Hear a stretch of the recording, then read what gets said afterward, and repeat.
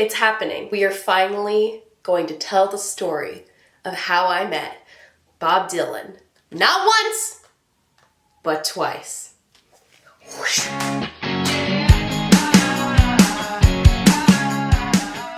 Hello guys, welcome to my channel. We are in a new location today and I have been wanting to show you my vinyl collection for a really long time, and so we are going to be doing this story time in front of my beautiful babies, and I'm going to do a story time about how I met the legend himself, Bob Dylan, Robert Zimmerman. First disclaimer, my father is a musician. I don't know if you knew that. He is someone you may or may not know, and this is his picture. Anyway, shout out to Evan, my best friend and my executive producer, who got me this new ring light.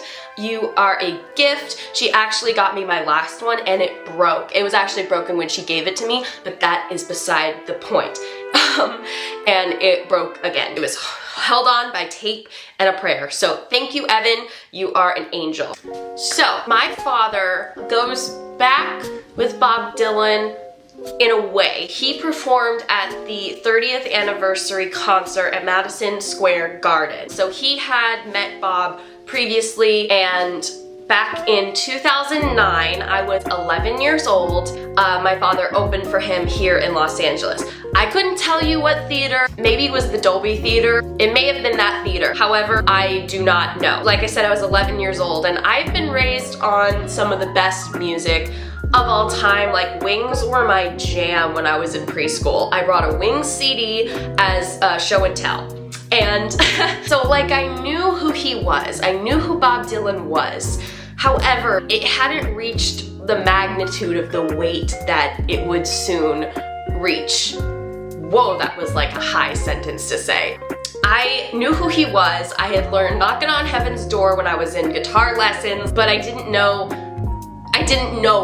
I knew it was a legendary moment. Yeah, my dad was opening for him. Even at 11 years old, I was already in love with Charlie Sexton, his guitar player. I saw him backstage. He was smoking a cigarette, and I was like, that is a grown man. I am fascinated. And his band was very nice, all that, from what I can remember. But my father performed, and then Bob Dylan performed.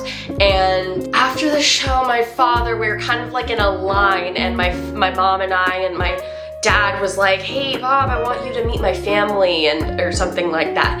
And he took a look at me and he put his hand on my shoulder, and I remember that very vividly. Then flash forward to my freshman year of college. I'm 18 years old at this point, and I know the discography, I know the history. Bob Dylan got me through middle school, high school. Like, I was a fan. One of my theme songs, actually, senior year, was My Back Pages, because of course it was.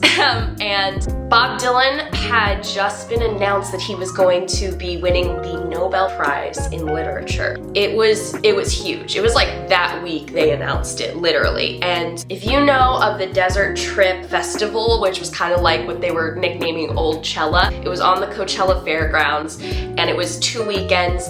Bob Dylan, Paul McCartney, Rolling Stones, The Who, Roger Waters, and Neil Young.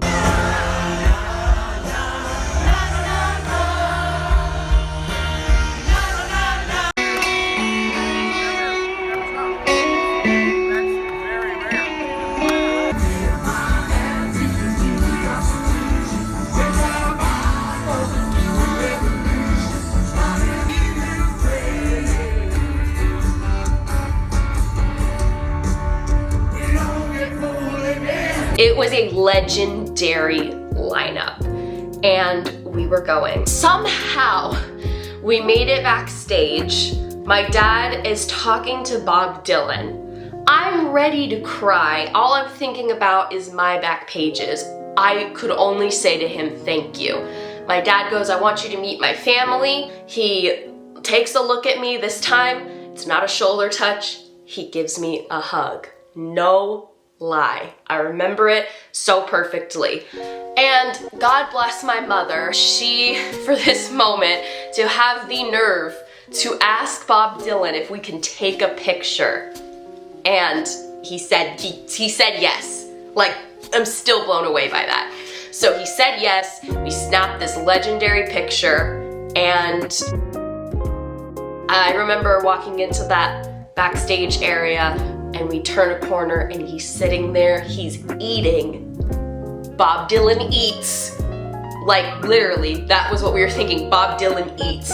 He's smoking a cigarette. He was wearing a button-down shirt, or maybe it was a jacket. It was like a blazer and no shirt underneath. It was like his chest was showing, and he was, you know, it was insanity. He just performed, and he opened with Rainy Day Woman. Everybody Must Get Stoned. He opened with that song. He played Tangled Up in Blue, Rolling Stone, Like a Rolling Stone.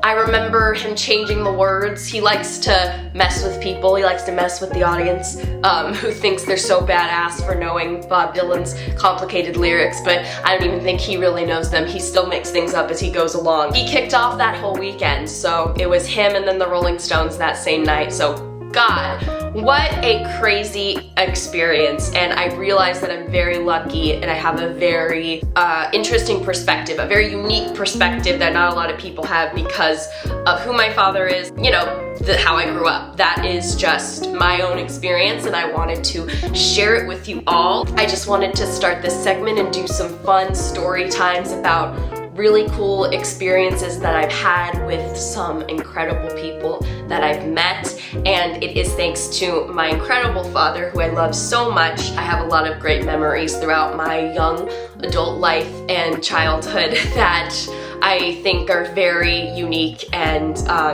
yeah, I just thought it would be fun to share some of them here. So comment below a musician or actor or somebody that you would like to hear me tell a story about, and I'll see if I have one. Some are brief, passing experiences, but I have met some really cool people, and I've also met some really cool people through my blog, on my own time, and through my own work that I am doing now. So yeah, comment below and let me know what you thought about this segment.